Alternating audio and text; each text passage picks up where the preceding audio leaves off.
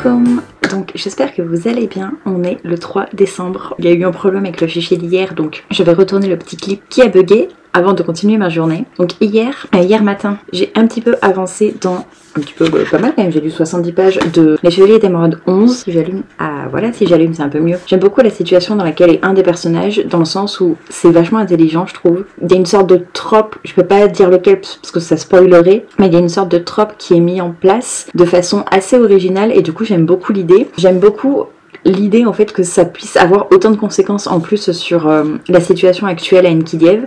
Donc ça c'est vraiment cool, mais j'espère juste que ça aura pas non plus hyper de conséquences, dans le sens où ça peut vraiment tout résoudre, et je trouve que ça serait un petit peu dommage et un petit peu facile surtout que justement ça résolve absolument tout, qu'il ait suffi entre guillemets qu'il se passe ça pour que ça résolve absolument tous les problèmes. Donc à voir ce que ça donne, mais j'aime beaucoup déjà cette idée-ci, ce procédé entre guillemets. Mais par contre à côté, au niveau des relations ça va toujours pas, hein. Parce qu'il y en a une qui est en train plus ou moins de se développer. Elle est pas toxique celle-ci, pas pour le moment en tout cas, mais elle est plus que cringe en fait, elle est vraiment plus que cringe. Et le pire, c'est que il y a une personne qui aurait pu intervenir, qui pourrait faire en sorte que ce soit un petit peu moins cringe, qui pourrait faire en sorte que il y a une petite prise de conscience de la part d'un des personnages. Mais non, ce dit personnage encourage presque la jeune fille à faire ce qu'elle est en train de faire pour plaire à l'homme qui est beaucoup plus âgé qu'elle. Donc c'est, je trouve, encore une fois très problématique. Ça normalise la pédophilie et je trouve que c'est très problématique. Surtout que le livre, là, comme je le dis à chaque fois, est pas si vieux que ça. Celui-ci a été écrit en 2007. Donc ouais, c'est pas si vieux que ça quand même. C'est pas ouf, mais écoutez, va falloir faire avec. Encore un tome après celui-là et alhamdulillah, j'aurai terminé. Concernant la danse des flamants roses, j'avais juste lu le début hier, et j'avais, enfin le tout début, et j'avais déjà beaucoup aimé la plume, que je trouve très poétique. Après je peux pas en dire beaucoup plus parce que j'étais vraiment au tout début, donc il n'y avait pas grand chose à dire. Je vous en parlerai plus du coup cet après-midi quand je reviendrai de l'atelier. Mais je trouvais que c'était assez fou parce que justement en seulement quelques pages on voit vraiment l'engagement en fait de l'autrice pour justement la Palestine, parce que dès le départ il y a la maladie justement qui se met en place, qui décime absolument tout le monde, et on voit la différence de comportement du gouvernement en fonction des différents peuples touchés, en fonction des différentes catégories entre guillemets de personnes qui sont touchées. Et je trouve que c'est super intéressant parce que c'est tellement vrai, malheureusement c'est hyper vrai bien sûr en Palestine, parce que les colons ne sont pas du tout traités de la même façon que les colonisés, donc les Israéliens ne sont pas traités du tout de la même manière que les Palestiniens. Je pense qu'on le voit très régulièrement dans les vidéos qu'on peut avoir par rapport à leur vie tout simplement là-bas. J'ai envie de dire, les checkpoints, c'est les Palestiniens qui les subissent, pas les Israéliens. Et du coup, je trouve que ici, il y a vraiment, dès le début, cette prise de position qui est vachement bien mise en place, je trouve, dans cet univers. Parce que je vais vous lire un passage qui montre très bien justement cette différence de comportement en fonction de la catégorie des gens. Et je trouve que c'est vrai, bien sûr, en Palestine, mais c'est également vrai dans la vie de tous les jours, hein, entre les riches et les pauvres, en France, entre les Français et les Arabes, entre les Français et les étrangers même en général. Il y a des différences absolument partout comme ça, que le gouvernement ne réagit pas de la même manière en fonction, ou même les gens d'ailleurs, tout simplement la population ne réagit pas de la même manière en fonction des autres. Et du coup je trouve ça vraiment dommage, mais écoutez, on va dire que c'est la vie. Je vais vous lire un petit passage, comme ça en même temps vous pourrez appréhender un petit peu la plume. Donc elle parle de la maladie qui arrive. Quand elle s'est emparée des Bédouins, on n'a rien fait. Moins de nomades à déloger des zones militaires et des arrière-cours des colonies. La machine de la ségrégation s'accommode mal des bergers et de leurs troupeaux errants. Quand elle a ravagé les villages, on n'a rien fait. Moins d'invasion, de démolition, d'expropriation. Moins de visages de gosses souffrant sur les médias sociaux. S'ils mouraient loin des caméras, qui s'en plaindrait? Quand les premiers colons ont montré des symptômes de la maladie du sel, disait ma mère, l'État a enfin sonné l'alarme. Voilà, on voit directement la différence. Elle a une plume qui est vraiment très impactante, je trouve. Assez déstabilisante parce que c'est un côté poétique, mais qui a l'air assez, je dirais pas brouillon, mais en fait on a l'impression qu'on ne suit pas, qu'on n'a pas forcément tous les liens que l'autrice peut avoir au moment de l'écriture, donc c'est assez perturbant, mais c'est hyper enrichissant, c'est hyper stimulant je trouve comme lecture, et j'adore vraiment sa plume, et je trouve que voilà, on se laisse totalement embarquer dans l'histoire très rapidement, donc j'aime énormément. Du coup hier, qu'est-ce que j'ai fait? Le matin j'ai regardé des vidéos YouTube un petit peu, donc les vlogmas, et ensuite j'ai fait quelques trucs dans la maison. Ensuite j'ai voulu lire justement celui-ci, et je me suis littéralement endormie parce que j'avais dormi que 4 ou 5 heures je crois, et du coup je me suis totalement endormie en lisant ce bouquin. Pourtant voilà, comme je vous dis, je l'adore, donc c'est vraiment pas par rapport à la qualité du bouquin, mais vraiment juste parce que j'avais pas assez dormi. Et ensuite quand je me suis réveillée, donc ma soeur est rentrée du travail, on a un petit peu voilà discuté, et ensuite j'ai travaillé un petit peu, donc alhamdulillah ça a été une relativement bonne journée, pas forcément du coup aussi productifs que ceux que j'aurais voulu parce que j'ai dormi un peu plus que ce que je pensais, mais c'était quand même plutôt cool. Du coup voilà pour le petit rattrapage du clip. Du coup Inch'Allah je vous reprendrai vraiment pour le mardi 3 décembre dans l'après-midi quand je rentrerai du coup de l'atelier comme je vous ai dit, et je vous parlerai du coup de mon avancée de la danse des flamants roses parce que j'ai quand même lu 70 pages ce matin et franchement j'aime énormément, vraiment j'aime énormément cette lecture, donc j'ai très hâte de poursuivre et je vous en reparlerai du coup très bientôt. Du coup voilà, je vous retrouverai mais du coup cet après-midi. Et j'ai oublié de dire, mais il y a également le livre au hasard qu'il faudrait que je fasse pour être sûr de ne pas l'oublier ce soir, donc on va le faire tout de suite. Donc un livre au hasard 1984 qui est juste à côté je crois. Je suis tombée donc sur 1984 de George Orwell. Donc c'est un classique, moi j'ai la version en anglais donc j'espère la lire relativement bientôt, mais je me mets absolument pas la pression parce que c'est un classique, parce que c'est en anglais. Et c'est un roman que j'aimerais découvrir depuis très longtemps. Tout ce que je me souviens c'est que c'est une dystopie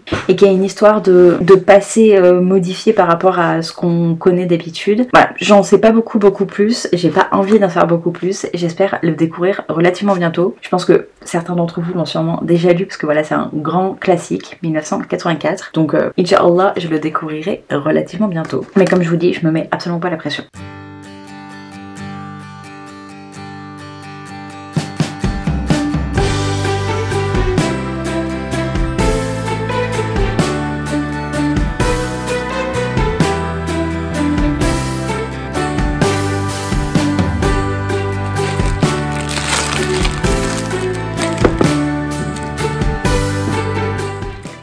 J'ai pris quelques petits trucs pour avoir l'ambiance un petit peu de Noël, on va dire, pour décorer un petit peu, même si je ne fête pas Noël, c'est une fête que je trouve esthétiquement très jolie. Donc, j'ai pris des petites choses. Donc, il y a d'abord ce très joli petit renne boule de Noël, que j'aime trop. J'ai pris ce petit truc, hop là, qui permet de mettre des choses dedans. Voilà, c'est un petit bonhomme de neige, il est trop mignon. Donc, du coup, je mets mon truc pour compter le liquide, un chouchou et mes baumes à lèvres, et c'est absolument parfait. J'ai ce petit tas de, comment on appelle ça, de pommes de thym avec des petits trucs comme ça blancs qui peuvent faire effet neige. Je me dis que ça peut être vraiment cool sur certaines photos. Pour le moment je l'ai laissé dans le sac pour justement rien perdre. Après il faudra que je trouve une boîte où les mettre pour être sûr de ne pas perdre les petites boules, mais je pense que sur certaines photos ça peut être vraiment très joli. Ensuite j'ai pris ceci. Donc il y a un bout de bois et génial, il y a un bout de bois et une décoration en fait. On est censé le mettre dedans sauf que le trou est minuscule par rapport à ça, donc du coup ça ne rentre absolument pas. Ça tient pas très bien, mais écoutez, on va faire ça pour le moment. Est-ce qu'il y a déjà les... Ah non, il n'y a pas les piles. Ah, il n'y a pas les piles, ou est-ce qu'il suffit d'enlever ça? Oui, ça peut faire super joli également sur les photos, trop contente. Oh non, ça tient vraiment pas par contre. Dès que je bouge un tout petit peu, ça se casse la figure. Dans le même style. Donc j'ai pris la même version, mais avec le sapin. Le bout de bois est toujours... Enfin, le trou du bout de bois est toujours trop petit. Oh, c'est trop chou. Ah bah tiens, pour vous montrer le petit truc. Et enfin, j'ai pris une guirlande aux couleurs, du coup, de Noël. Voilà, c'est rien de très original, mais écoutez, j'aime plutôt bien. Donc je vais essayer de l'installer derrière moi. Je sais pas encore exactement comment parce qu'il n'y a rien de spécial pour que ça tienne. Mais Inch'Allah, je vais réussir à faire en sorte que ça tienne tout simplement. Je vais trouver un moyen pour voilà, que ça fasse plutôt joli, ou ça se trouve je m'en servirai peut-être que sur les photos. À voir.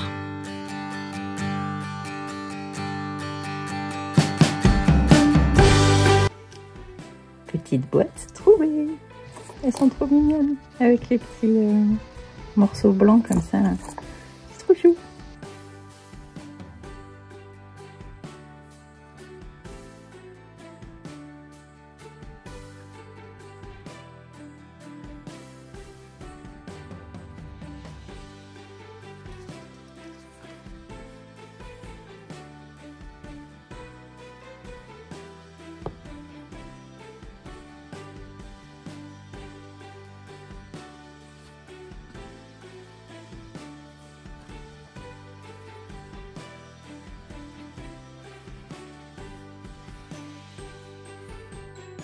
Assalamu alaikum. Donc j'espère que vous allez bien. On est donc le 3 décembre. Je ne montre pas ma tête parce que j'ai pas mis le voile encore parce qu'il est 5h30 du matin. Je suis en train de lire La danse des flamants roses et je voulais vous lire un morceau pour vous montrer un petit peu la particularité de la plume qui a vraiment ce côté poétique dont je vous parlais, mais assez perturbante tout en étant hyper impactante, je trouve. Donc c'est un morceau où on suit deux enfants qui sont en train de danser, Anat et Aleph, et la mère de Aleph lui a parlé d'une danse. La mère Amana me parlait d'une danse, une danse avant le sel, la danse des oiseaux, la danse des passereaux. Anat et moi étions les premiers à l'apprendre. Tous les enfants de la vallée dansent passereaux à présent, jusqu'à ce que nos ailes poussent bras, nos pattes s'étendent aux jambes, nos voix tombent graves. Anat danse encore, petite, grande, elle danse. Quand Anat saute parmi les passereaux, sa taille se rétrécit, ses cheveux noirs tournent au beige gris, ses bras s'ouvrent ailes, ses pieds trépignent légers. Vous voyez, il y a vraiment cette particularité. C'est pas des phrases en fait très classiques, et il y a un côté très mélodique, très chantant, très poétique, très imagé, mais tout en étant assez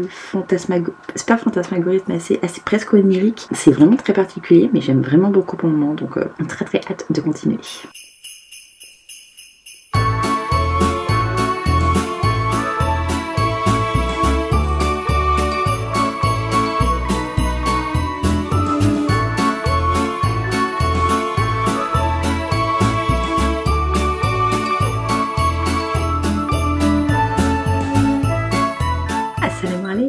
Donc on est mercredi 4 décembre, il est 4h43 exactement du matin. Je vous retrouve rapidement pour faire le clip de clôture du vlog pour le 3 décembre, parce que j'ai pas du tout eu le temps hier. Je vous avais dit que le matin j'avais lu un petit peu La danse des flamants roses. Je vous en parlerai du coup Inch'Allah aujourd'hui, donc dans le vlog de demain pour vous, parce que le vlog est assez long, j'ai pas forcément le temps de finir de le monter. Vous comprendrez, il est déjà 5h, je dois le finir de le monter pour dans 3 heures. Mais dans l'après-midi j'ai fait pas mal de ménage dans l'appart, et faire à manger ça m'a pris vachement plus de temps que ce que j'avais prévu. C'est pour ça que j'ai pas eu le temps de faire le montage ni même de faire ce clip, mais j'ai énormément avancé quand même dans les chevaliers d'émeraude, parce que du coup je l'avais en audio, et pareil je vous en parlerai du coup Inch'Allah dans le clip de demain. Du coup voilà pour les petites avancées. Ça fait que j'ai vraiment bien avancé hier dans ces deux bouquins, donc je suis vraiment très contente, et Inch'Allah je vous en parlerai du coup demain, parce que là il va falloir clôturer la vidéo. Donc n'hésitez pas à me dire ce que vous lisez en ce moment, je serais curieuse de savoir vos lectures en cours. J'allais vous dire que j'allais vous rejoindre dans une prochaine vidéo, mais non, j'ai oublié un livre addict pour faire le livre au hasard.